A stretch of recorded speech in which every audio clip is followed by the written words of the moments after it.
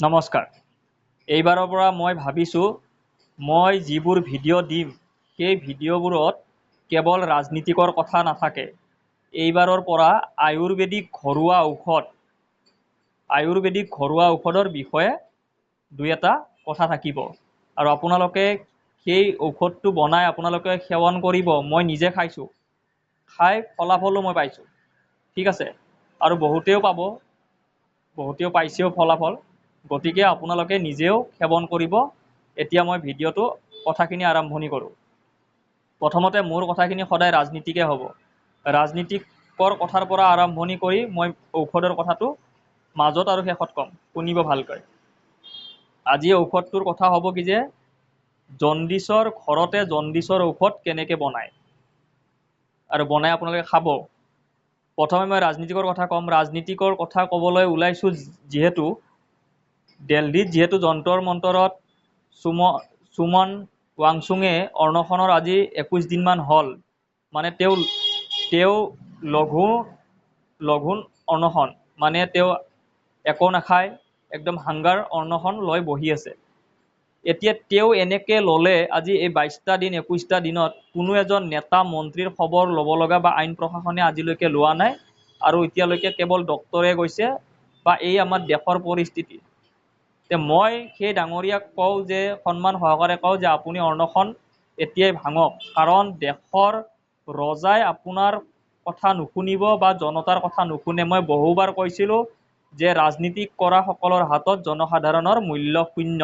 গতিকে আপুনি আজিয়েই অৰ্ণসন ভাঙক, কাৰণ চাব ইতিহাসত বহু নেতা, ডাঙৰ ডাঙৰ নেতা মন্ত্ৰীয়ে অৰ্ণসন কৰিছিলে।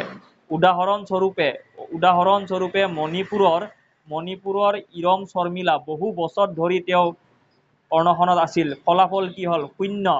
গতিকে ৰাইজে ঠিকেই আছে, যেতিয়া মন্ত্ৰী বা নেতা হৈ যায় তেতিয়া জনসাধাৰণৰ মূল্য শূন্য হৈ যায়। এতিয়া মই ৰাজনীতিকৰ কথাটো ক'লোঁ, অলপমান ৰখাই আপোনালোকক জণ্ডিছৰ ঔষধৰ কথাটো মই কওঁ। জণ্ডিছৰ ঔষধ যেতিয়া আপুনি ঘৰত বনাব লগা হ'লে আপুনি প্ৰথমতে কেইটামান বস্তু যোগাৰ কৰি ল'ব লাগিব। 1 নম্বৰত আপুনি অকান গাছৰ পাত আপুনি নিশ্চয় চিনি পায়। এনেকৈ ছিঙি দিলে আঠা ওলায়, বগা আঠা। গুটিবোৰ অলপ ডাঙৰ ডাঙৰ হয়, পকিলে তাৰ পৰা তুলাৰ দৰে মানে বতাহত উৰি ফুৰে, অকানৰ গাছ। তাৰ পৰা কোমল পাত আনিব আপুনি 6টা। ঠিক আছে, 6 খিলা নহয়, একদম আগটোৰ পৰা 6টা পাত আনিব, অলপ ডাঙৰ চাই, সামান্য তুলসী পাতৰ সমান ডাঙৰ 6টা আনিব। তাতে আপুনি গুড় মিঠাই লাগিব আপোনাৰ 100 গ্ৰাম আনি আপুনি প্ৰথমতে ঘৰত ৰাখিব। ঠিক আছে, এতিয়া আকৌ ৰাজনীতিকৰ কথালৈ আহোঁ। আপুনি সেইখিনি যোগাৰ কৰক। জণ্ডিছৰ ঔষধ আপোনাৰ ঘৰতে ভাল হ'ব, কোনো অজা বা ক'তো যাব নালাগে। যদি বেছি হয় আপুনি ডক্তৰৰ তাতে যাবই লাগিব। ডক্তৰে আজিকালি মেইন, টকা লুটিব নালাগে। টকা লুটিলে ৰোগীৰ সন্মান হেৰাই যায়। ৰোগীয়ে বহু কষ্ট কৰি টকা উপাৰ্জন কৰে। আপোনালোকে ডক্তৰসমূহক একদম বিনম্ৰ অনুৰোধ কৰিছোঁ, তেওঁলোকে যাতে যিমানখিনি টকাত দৰকাৰ সেইখিনিয়ে টকা লওক। লুটালুটিৰ ছিষ্টেমটো বন্ধ কৰক, জনসাধাৰণক মানে অলপ সহায় সহযোগিতা কৰক। ৰাজনীতিকৰ কথালৈ আহোঁ।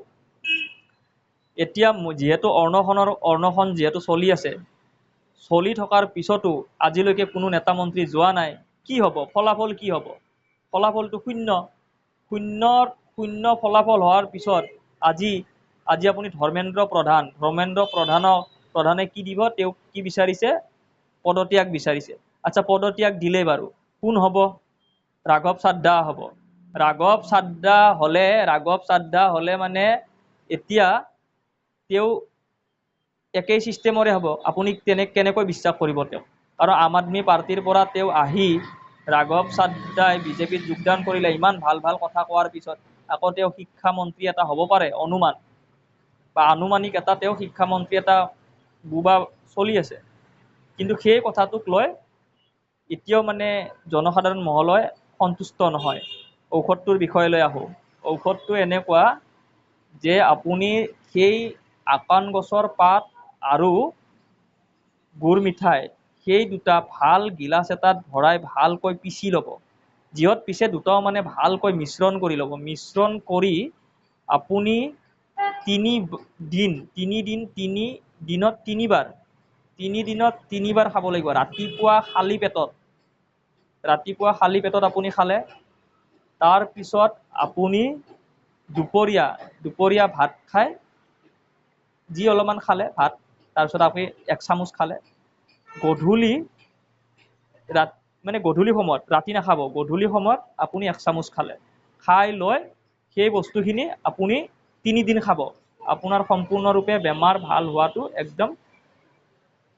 একদম মানে হ'বই। জণ্ডিছৰ ঔষধ মই আপোনাক এইটো দিলোঁ, আপুনি ঘৰত এবাৰ ভালকৈ হেৰি কৰি চাওক। ধন্যবাদ।